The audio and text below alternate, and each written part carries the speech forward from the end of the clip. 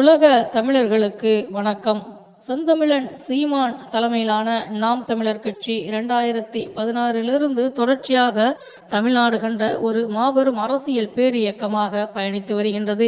உங்களுக்கே தெரியும், நடந்து முடிந்த தேர்தலில் ஒரு மிகப்பெரிய ஒரு தோல்வியை அந்த இயக்கம் தழுவியிருந்தாலும், அந்த கட்சி தழுவியிருந்தாலும் தங்களுக்கான உறுதிப்பாட்டை அவர்கள் மாற்றிக்கொள்ளவே இல்லை.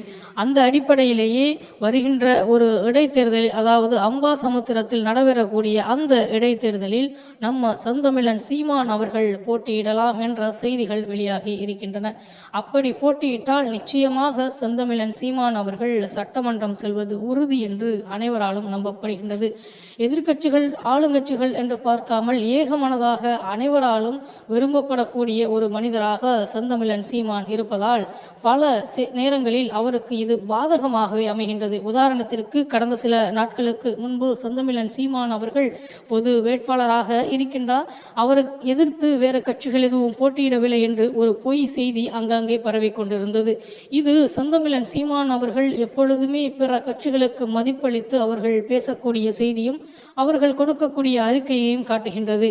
ஆனால் ஒருபோதும் அவர் பொது வேட்பாளரும் அல்ல, அப்படி எந்த கட்சியும் கூறவும் இல்லை. மேலும் செந்தமிழன் சீமான் தலைமையிலான நாம் தமிழர் கட்சியோ அல்லது அதன் நிர்வாகிகளோ அல்லது செந்தமிழன் சீமானோ எங்குமே அவ்வாறு குறிப்பிடவில்லை. எப்பொழுதுமே இடைத்தேர்தல் வந்தால் செந்தமிழன் சீமான் தலைமையிலான நாம் தமிழர் கட்சி எந்த கட்சி அந்த இடைத்தேர்தலில் நின்றாலும், அது ஆளுங்கட்சியாக இருந்தாலும் சரி, எதிர்கட்சியாக இருந்தாலும் சரி, தாங்களும் அதில் போட்டியிடுவார்கள் என்பதுதான் கடந்த கால வரலாறு. அந்த அடிப்படையிலேயே அந்த அம்பாசமுத்திரத்திலும் செந்தமிழன் சீமான் அவர்கள் போட்டியிடுகின்றார் என்பது நிதர்சனமான உண்மையாகி தற்பொழுது இருக்கின்றது.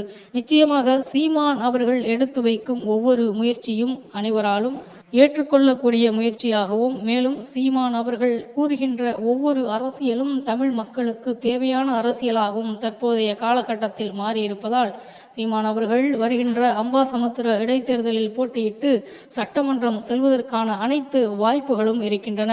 ஒரு காலத்தில் திமுக அல்லது அதிமுக இரு கட்சிகளை எதிர்த்து களமாடிய செந்தமிழன் சீமான் அவர்கள் தற்பொழுது புதிதாக வரவாக வந்திருக்கக்கூடிய தமிழக வெற்றிக் கழகத்தை எதிர்த்து போட்டியிடுவது இது முதல் முறையாக இருக்கும் என்றும் அந்த ரெக்கார்டையும் அவர் இப்பொழுது செய்கின்றார். மேலும் சீமான் அவர்கள் எப்பொழுதுமே தன்னுடைய தன்னம்பிக்கையை இழந்ததும் இல்லை, பிறரையும் இழக்கச் செய்ததும் இல்லை. காரணம், அவர் எப்பொழுதுமே என்னுடைய உறவு என்பவர்கள் தமிழர்கள், நான் தமிழர்களுக்காக நிற்கின்றேன் என்ற அடிப்படையிலே மிக தெளிவாக அரசியலை செய்யக்கூடிய அரசியல்வாதியாக செந்தமிழன் சீமான் அவர்கள் தமிழ்நாட்டில் வலம் வந்து கொண்டிருக்கின்றார். மேலும் சீமான் அவர்களுடைய சொல்லும் செயலும் தற்பொழுது தமிழ்நாட்டு மக்களுக்கு மிகப்பெரிய தேவையாக மாறி நிற்கின்றது.